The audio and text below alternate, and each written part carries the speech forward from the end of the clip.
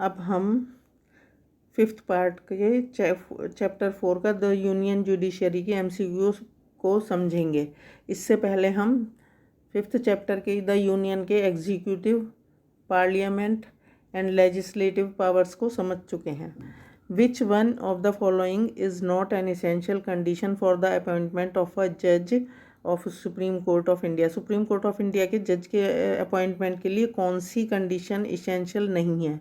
नहीं तो ये वाली है। बाकी जो इसेंशियल हैं वो सिटीज़न ऑफ इंडिया होना चाहिए, उन्हें हाई कोर्ट के जज होना चाहिए, कम से कम 5 साल के एक्सपीरियंस होना चाहिए, और उन्हीं को हाई कोर्ट के एडवोकेट होने का 10 साल का एक्सपीरियंस कम से कम चाहिए, और वो प्रेसिडेंट की ओपिनियन में एक डिस्टिंग्विश्ड जूरिस्ट हों, मतलब जूरिस्ट जो लीगल सिस्टम को अच्छी तरह से जानते हों, डिफरेंट उनमें इंटेलिजेंसी हो। नेक्स्ट,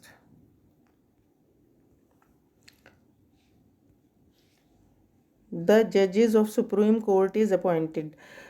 सुप्रीम कोर्ट के जज कैसे अपॉइंट होते हैं? प्रेसिडेंट कॉलेजियम की कंसल्टेशन के बाद और चीफ जस्टिस की कंसल्टेशन के बाद अपॉइंट करते हैं। Next,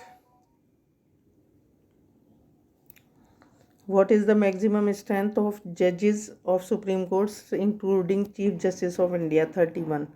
next, judges of Supreme Court can hold office till the age of 65 years. Next, who gives oath of the office and secrecy to the Chief Justice of Supreme Court? President of India जो है Chief Justice of Supreme Court को oath दिलवाते हैं।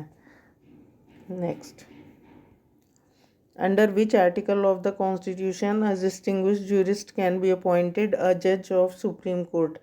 किस article के under Supreme court में distinguished jurist की appointment होती है? आर्टिकल 124 क्लॉज 3 में।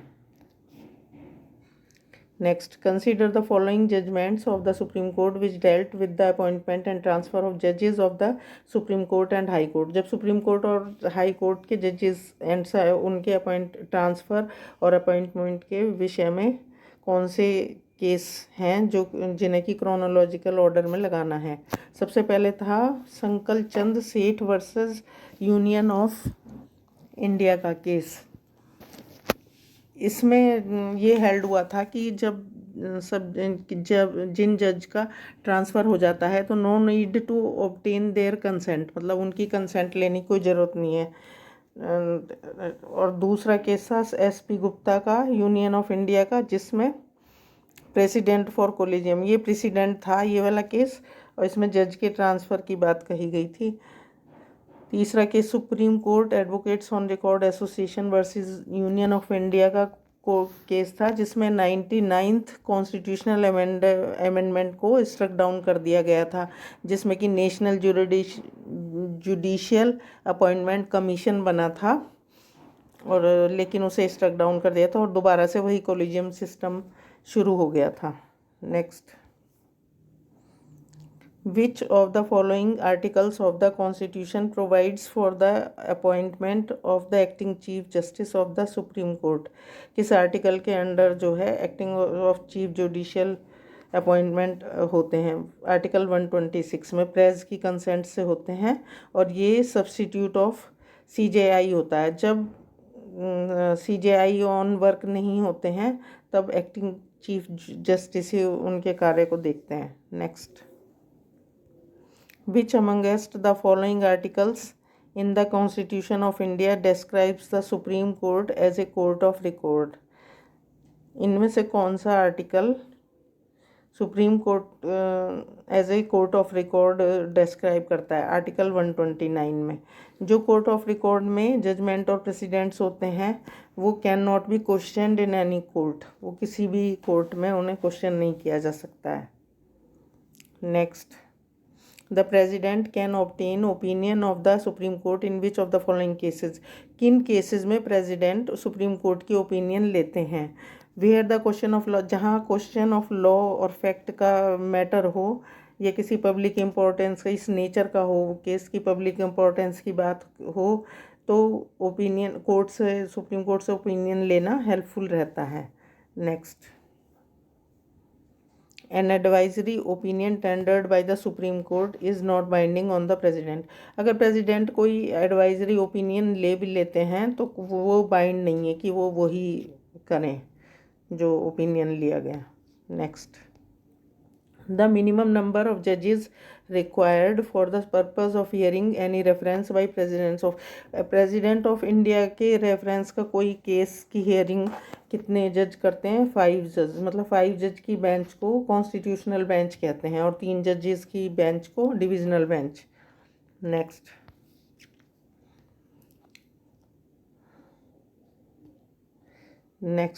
Under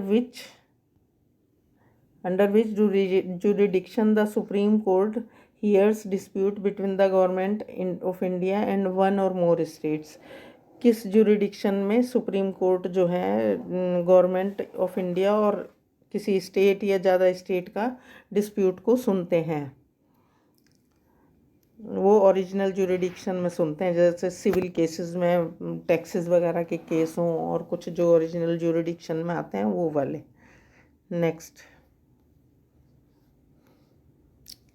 Consider the following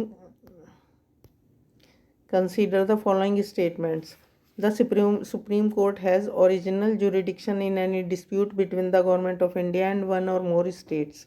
original jurisdiction में सुप्रीम कोर्ट में जो डिस्प्यूट गवर्नमेंट के होते हैं या किसी एक या दो उससे ज़्यादा स्टेट्स के होते हैं वो सुने जाते हैं। The supreme court has original jurisdiction in any dispute between the government of India any state और वन साइड एंड वन और more other state of the other side. और वो वाले ओरिजिनल जुरिडिक्शन में वो वाले डिस्प्यूट सुने जाते हैं जिनमें एक तरफ गवर्नमेंट ऑफ इंडिया और कोई स्टेट हो और दूसरी तरफ कोई स्टेट और एक या दो स्टेट हों एक साथ, उनके cases. The supreme court has original jurisdiction in any dispute between 2 और मोर स्टेट, या गवर्नमेंट ऑफ इंडिया नहीं हो के भी जो किसी एक से ज़्यादा 2 स्टेट के डिस्प्यूट हों वो भी ओरिजिनल जुरिडिक्शन में सुने जाते हैं। Next, the Supreme Court of India held in which of the following case that the views expressed by it in the exercise of its advisory jurisdiction are binding on all courts within the territory of India in special courts bill। इस वाले case में ये held हुआ था कि territory of India में जो भी मतलब एडवाइजरी जुरिडिक्शन के केस होंगे वो बाइंड रहेंगे सभी कोर्ट में, मतलब पूरे टेरिटरी ऑफ इंडिया की कोर्ट में जितने भी कोर्ट हैं। Next, match list 1 with list 2 and select the correct answer from the courts given below। Law declared by the Supreme Court to be binding on all courts, article 141 में define है। Advisory jurisdiction of supreme court article 143 में। Power of supreme court review its own judgment, ये अपने ही judgement का review कौन से article में करने की पावर देते हैं? आर्टिकल 137 में। Appeal by special leave article 136 में। Next, the appellate jurisdiction of the supreme court is appeals from high courts in regard to civil matters pertain only to a substantial question of law. ये जो appellate jurisdiction में जाते हैं cases civil matter के, substantial जब उसमें कोई मतलब डिस्प्यूटेड क्वेश्चन ऑफ लॉ हो जिसको मतलब परिणाम पे नहीं पहुंचाया गया हो या कोई कन्फ्लिक्ट हो, उस वाले केसेस को सिविल मैटर्स को सुना जाता है। Next, special leave to appeal under article 136 of the constitution of India may be granted by supreme court. Supreme court में आर्टिकल 136 के अंडर स्पेशल लीव अपील होती है from any judgment decree determination sentence और order under any cause और matter passed और made by any court और tribunal in territory of India में। जो ये भी सारे तरह के जजमेंट डिक्री के, इनके लिए स्पेशल लीव की अपील हो सकती है। Next, The Supreme Court, while exercising power under Article 136 of the Constitution of India, जब सुप्रीम कोर्ट में कॉन्स्टिट्यूशन ऑफ इंडिया के आर्टिकल 136 पावर एक्सरसाइज होती है तो ये देख लिया, समझ लिया जाता है कि ग्रॉस इनजस्टिस ना हो किसी पिटिशनर के साथ। Next, which article of the constitution provides that subject to the provisions of any law made by parliament or any rule made under article 145 the supreme court shall have the power to review any judgment pronounced or order made by it। जो parliament के द्वारा कोई law बनाया गया या rule है under article 145, तो supreme court को यह पावर है कि वो उस जजमेंट को या ऑर्डर को दोबारा से बनाए या रिव्यू करे उसका। Next, match list 1 with last list 2 and give the